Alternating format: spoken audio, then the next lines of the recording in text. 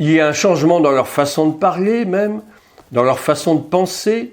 Et c'est une période où l'on se pose beaucoup de questions. Qui sommes-nous? Où allons-nous? Qu'allons-nous faire? Quel est notre avenir? Pour Israël, c'était une période de transition qui consistait à franchir des étapes morales et spirituelles afin de parvenir à un certain niveau de perfection qui était nécessaire pour pouvoir recevoir la Torah, c'est-à-dire les instructions de Dieu pour leur vie. On compte les jours dans cette période, qui est, le mot compter d'ailleurs est la véritable traduction du mot Homer, ça veut dire compter. On compte les jours avec l'assurance d'arriver à l'étape suprême. Et Israël, dans cette période de transition, va rechercher son identité en tant que peuple élu de Dieu depuis l'éternité. Et ce peuple qui est destiné à apporter la lumière au monde par la Torah précisément. Cette lumière qui est déjà présente depuis le 4e jour de la création. Lorsque Dieu a créé les luminaires, c'était au 4e jour, effectivement. Et c'est précisément avec le don de la Torah que sera donnée à Israël sa véritable identité spirituelle. Et nous arrivons enfin donc à cette 4e étape qui est la fête de Shavuot. C'est l'ultime étape, celle de la maturité parfaite de l'homme fini, qui a terminé de sortir de son état de bébé spirituel et d'adolescent. Et pour Israël, c'est le moment tant attendu. 50 jours, c'est 10 fois 5. Je vais faire un petit peu pas de guématria, ce serait un bien grand mot, mais pas de numérologie, parce que c'est une science qui n'est pas tellement à visée chrétienne, mais on sait que 50, c'est 10 fois 5, et il y a un mystère dans ces chiffres. 5, nous savons que c'est la 5e lettre de l'alphabet hébreu. C'est la lettre He, qui signifie le souffle sacré. En hébreu, le Roach HaKodesh, que vous connaissez certainement bien, puisque la plupart d'entre vous suivez les cours d'hébreu. Donc l'Esprit de Dieu, l'Esprit du Seigneur, la lettre He qui est contenue même dans le tétragramme divin, le nom divin qui est imprononçable, qui comporte donc 4 lettres, le Yod, le He, le Vav et le He. Et le chiffre 10, alors 10, évidemment, on ne peut pas s'empêcher de penser aux 10 paroles de la loi, ce qu'on appelle couramment les 10 commandements, mais en fait ce sont plus 10 paroles que 10 commandements. Cette loi qui a été révélée et donnée donc à Moïse au Sinaï, puis ensuite transmise au peuple qui était en attente donc au pied de la montagne. Mais la Bible nous dit que, avant même d'avoir entendu la loi, les Hébreux l'ont même acceptée d'une façon inconditionnelle. Et ils ont même dit à Noé, « Nous ferons et nous écouterons tout ce que tu nous diras. » Jusqu'à aujourd'hui, nous comprenons que le judaïsme est avant tout un rapport à la parole. Dieu, c'est cet être surnaturel qui est à la fois inconnaissable et invisible. Et Moïse rappelle même au peuple qu'il n'a lui-même vu aucune image, il n'a fait qu'entendre une voix. Alors pour revenir à cette ultime étape, cette 4e étape, avait été précédée de plusieurs épreuves, et nous lisons cela évidemment dans la Bible, dans notre Bible. Le peuple a dû traverser différentes étapes avant d'arriver enfin au Sinaï. Il y a eu la traversée de la mer d'Éjon, la mer Rouge, ensuite les eaux de Mara, qui symbolisent l'amertume, où le peuple a encore manifesté une fois de plus sa rébellion et ses plaintes. Ensuite, il y a eu l'épisode fameux de la manne et des cailles. Ensuite, il y a eu une victoire sur Amalek, l'ennemi de toujours, l'ennemi juré d'Israël. Enfin, il y a eu la répartition des tâches pour le peuple, selon les conseils de Jéthro, le beau-père de Moïse. Et puis enfin, l'arrivée au Sinaï et la préparation du peuple, évidemment. Et enfin, 7e étape, je dirais, c'est véritablement le don de la loi, le don de la Torah, et en même temps, la rébellion du peuple qui attendait en bas, mais qui n'avait pas la patience, qui se demandait même ce que ce Moïse était devenu, et donc qui ont évidemment entrepris cette histoire du veau d'or qui a fait beaucoup de victimes, à la mort des rebelles au désert. Alors maintenant, je vais revenir un petit peu à notre christianisme. Et je nous poserai la question, pour nous chrétiens des temps de la fin, que signifie cette fête de Shavuot que nous appelons Pentecôte? Alors pour commencer, je vais vous rappeler quelques faits, si vous le permettez. Premièrement, quand les disciples se sont réunis à la chambre haute, c'était à Jérusalem et pas ailleurs.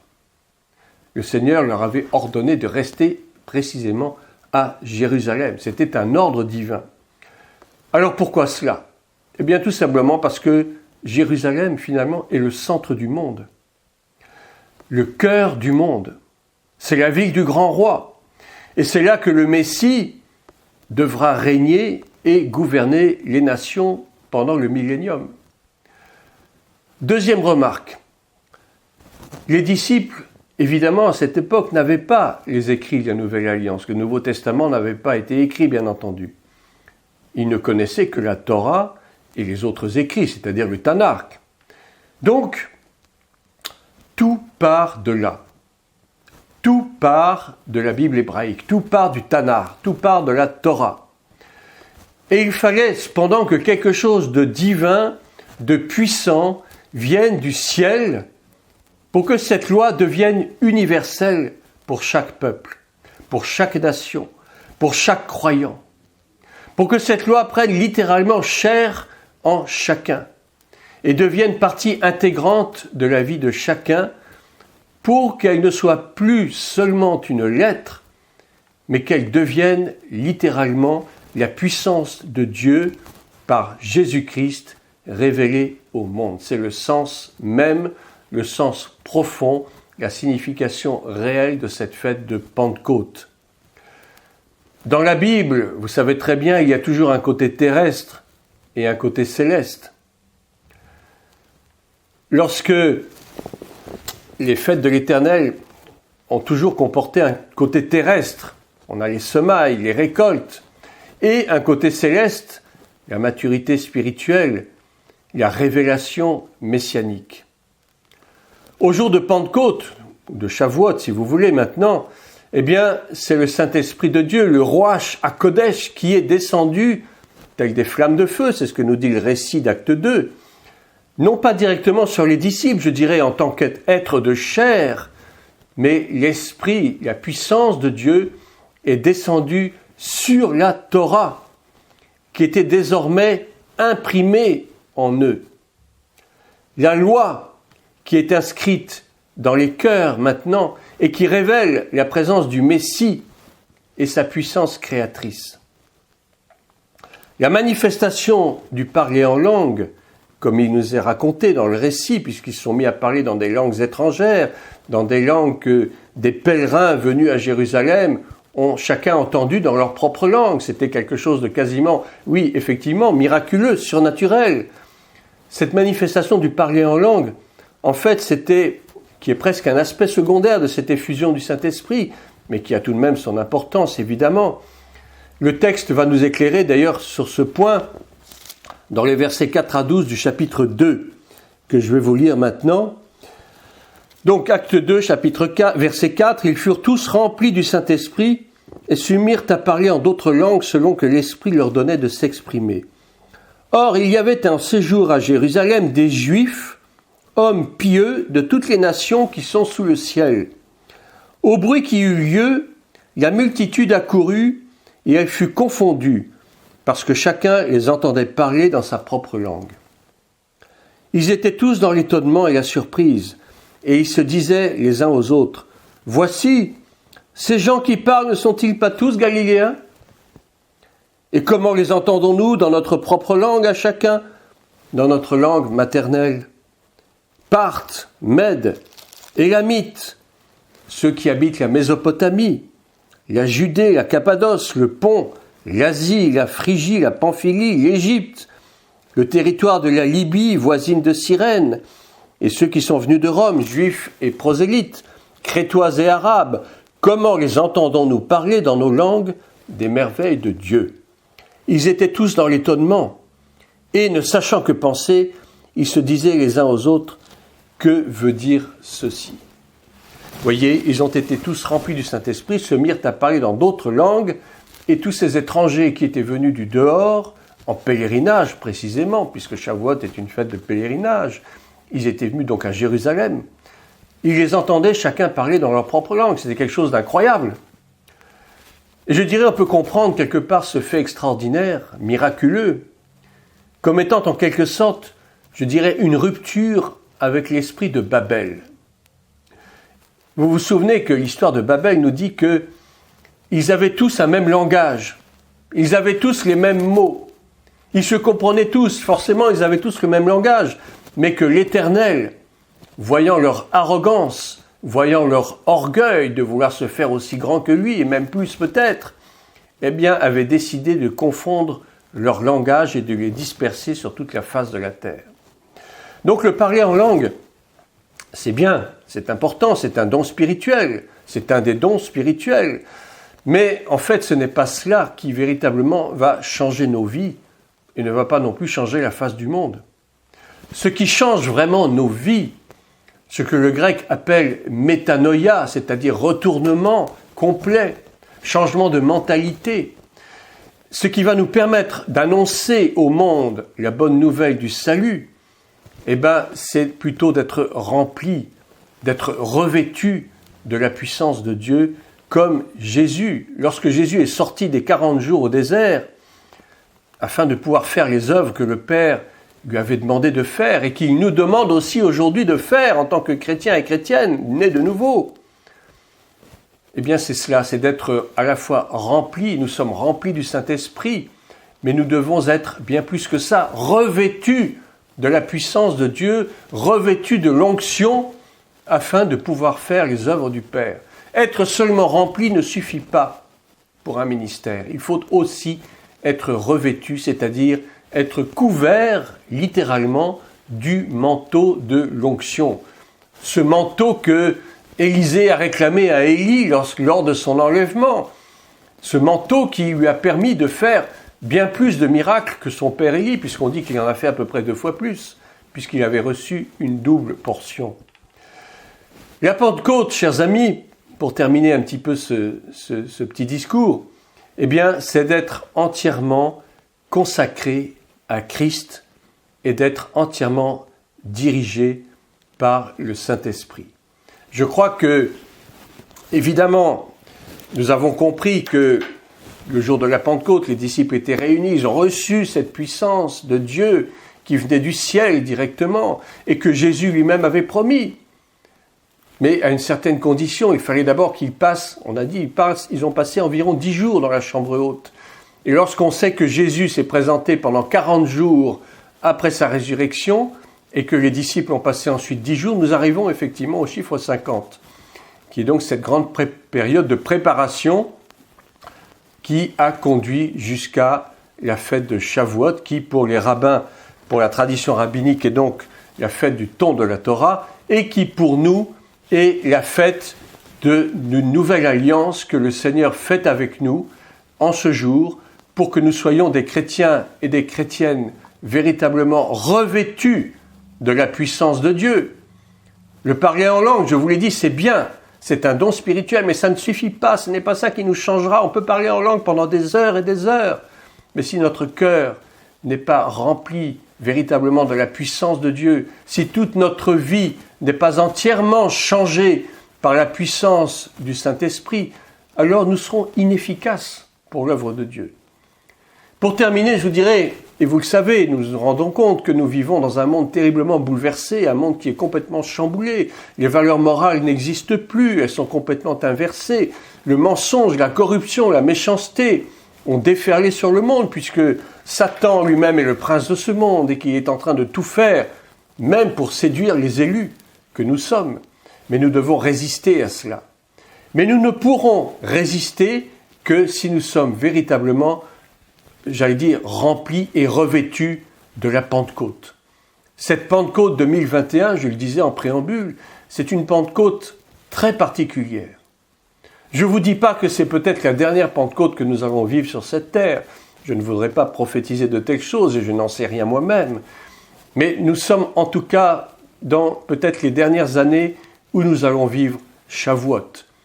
Et je nous engage chacun à vraiment nous préparer au retour du Seigneur d'une part, et nous préparer justement par Shavuot, par la Pentecôte, à être revêtus de la puissance de Dieu, à renouer cette alliance avec notre Seigneur qui nous permet d'être des hommes et des femmes accomplis, qui sont même prêts pour la persécution qui arrive sur ce monde, et nous savons qu'elle a déjà commencé, mais c'est peu de choses par rapport à ce qui peut nous attendre d'ici, je ne sais pas, quelques mois, quelques années. La persécution, véritablement, sera dirigée contre les chrétiens, et nous allons commencer à voir des églises souterraines qui vont se créer petit à petit. C'est fini, les périodes des grands bâtiments, des grandes assemblées.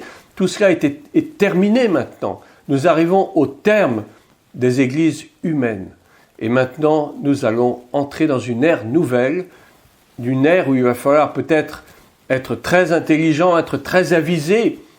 Mais pour cela, il faut être conduit par l'Esprit de Dieu. Si nous ne sommes pas conduits par l'Esprit de Dieu, nous ne pouvons pas être fils et filles de Dieu. Et c'est un peu le sens de mon message de ce soir, que Shavuot, ce Shavuot 2021 très particulier, nous aide à être véritablement conduits par le Saint-Esprit, à être des hommes et des femmes accomplis qui n'ont peur de rien. Ne nous laissons pas gagner par la peur, je vous en supplie. Le monde est contaminé par la peur. Or, la peur est l'ennemi de la foi. Et si nous vivons par la foi, nous devons absolument bannir la peur de notre vie. Nous devons nous consacrer entièrement, esprit, âme et corps, au Seigneur Jésus-Christ. Et le Seigneur nous a même promis qu'il allait nous préserver de tous ces maux qui tombent sur le monde. Il va nous préserver, mais il faut nous tenir prêts, parce qu'il viendra comme un voleur dans la nuit. Voilà, que Dieu vous bénisse. Je vous remercie d'avoir écouté ce petit enseignement. Et donc, je vais rendre la parole à mon cher frère Jacques, qui va donc prendre la suite des événements. Ok. Eh bien, merci beaucoup, Jean-Marie, pour ces courts enseignements que tu nous as donnés. Mais c'est vrai, lorsqu'on parle de Shavuot et de la Pentecôte, c'est vraiment une des fêtes fondamentales. Sans cette fête, il est impossible de servir le Seigneur. Je voudrais te poser une question. Peut-être tu pourrais nous donner une réponse. Tu as parlé donc que Shavuot avait plusieurs noms différents.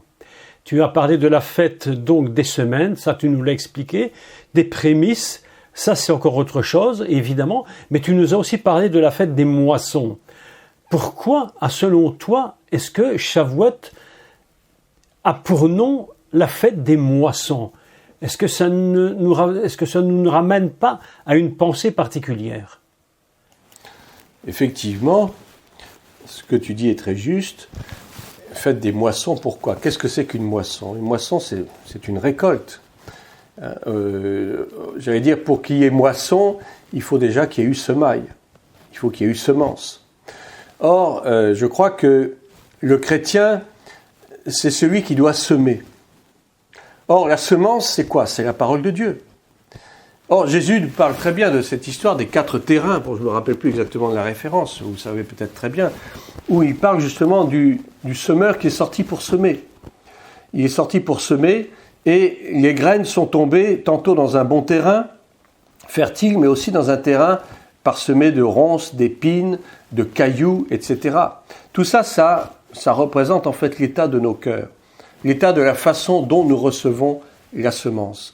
Or, la semence, donc, c'est la parole de Dieu. Et je crois que dans cette fête de Shavuot, c'est un petit peu ce que j'ai essayé d'expliquer, c'est que nous, en tant que chrétiens, nous sommes aussi des semeurs. Nous sommes des semeurs, nous devons semer la parole partout où nous pouvons, dans notre entourage, mais aussi sur notre lieu de travail, un petit peu là où nous pouvons. Et qu'elle tombe sur des mauvais terrains ou des bons terrains, je dirais à la limite, ce n'est pas notre problème. Ce qui est important, c'est que nous semions. Et la récolte, donc la moisson, eh bien, elle dépendra aussi de la façon dont nous avons semé. Si nous avons semé avec un bon cœur, ou si nous avons semé par obligation, par tradition, par contrainte. Et donc, cette fête de Shavuot est la fête des moissons, parce que nous sommes dans un temps de moisson. Et je dirais presque que nous sommes dans le temps de la dernière moisson. La dernière grande moisson que le Seigneur est en train de susciter. C'est vrai, le monde est dans une cacophonie pas possible, mais je crois que le Seigneur suscite cela à dessein pour nous pousser précisément à aller dans la grande moisson. C'est la dernière grande moisson qui consiste à ramener des quatre coins de la terre tous ceux qui ne connaissent pas encore le Seigneur. Oui, c'est vrai. Voilà. Ce que tu dis est très intéressant. Ça me faisait penser à deux choses. Comme s'il y avait une correspondance entre deux idées. La première, ce serait que, comme tu l'as dit, c'est des semences, mais une semence qui n'a pas de vie ne peut pas porter de fruits. Mais ça me faisait penser également que Yeshua avait dit « Regardez déjà les champs qui blanchissent ».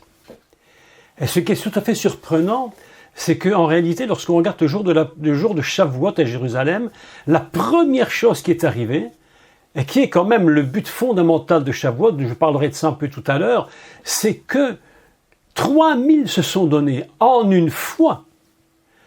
Alors Shavuot, c'est vraiment la fête de la moisson.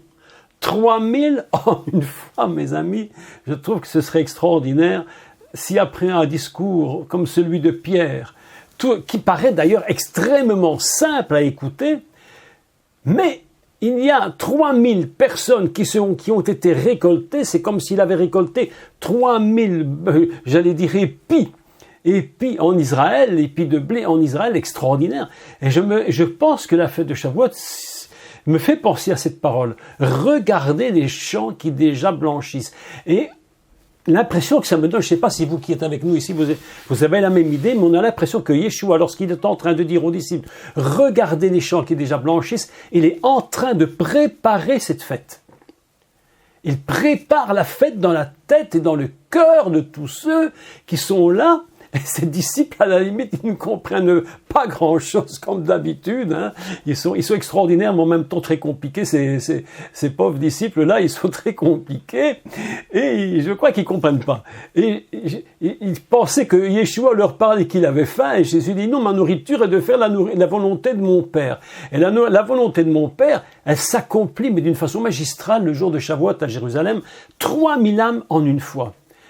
Je crois que la fête des moissons, c'est à ça que ça me faisait penser, tu vois, et que si la parole, comme tu l'as dit tout à l'heure, Jean-Marie, la parole qui est en nous et qui est semée n'est pas remplie de l'esprit, il est absolument impossible d'avoir de la récolte.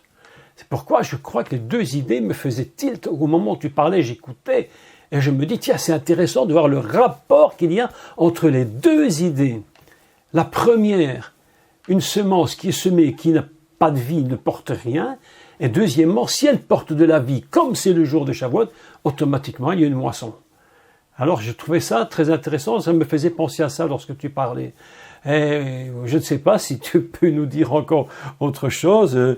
Je ne sais pas, sur la fête des prémices aussi. Je ne sais pas, les prémices, c'est très intéressant, évidemment. Alors, pour en revenir un peu avec la fête des moissons, nous constatons tout de même qu'effectivement, il y a, une augmentation ou un accroissement, si tu veux, du nombre de personnes qui se donnent au Seigneur. Je l'ai remarqué moi-même, et notamment dans le monde musulman. Dans le monde musulman, il y a, de plus en plus d'hommes et de femmes qui se donnent au Seigneur, et on en voit des témoignages pratiquement tous les jours. Tous les jours, et je crois que ça fait partie de la moisson. Alors, c'est vrai, 3000 âmes se sont données au Seigneur en une seule journée, c'est extraordinaire. Et je dirais, bon, peut-être que nous ne voyons pas 3000 âmes sauvées chaque jour dans nos vies, c'est sûr, mais tout cela montre qu'il y a effectivement, une accélération, voilà, le terme plus adapté, ce serait une accélération du nombre de vies qui échappent à ce monde, je dirais, aux vicissitudes de ce monde païen, pour se donner au Seigneur. Oui. Voilà. Oui, c'est vrai. Voilà, je voulais rajouter ça. Eh bien, c'est très très bien, c'est très très content d'avoir entendu ces choses, et puis elles sont très importantes pour nous tous, de toute façon. Sans le Saint-Esprit, nulle part nous pouvons faire quoi que ce soit. Le Messie l'avait dit d'ailleurs, sans moi vous ne pouvez rien faire, et sans lui et sans l'Esprit dont nous ne pouvons rien faire. Donc merci Jean-Marie pour ça.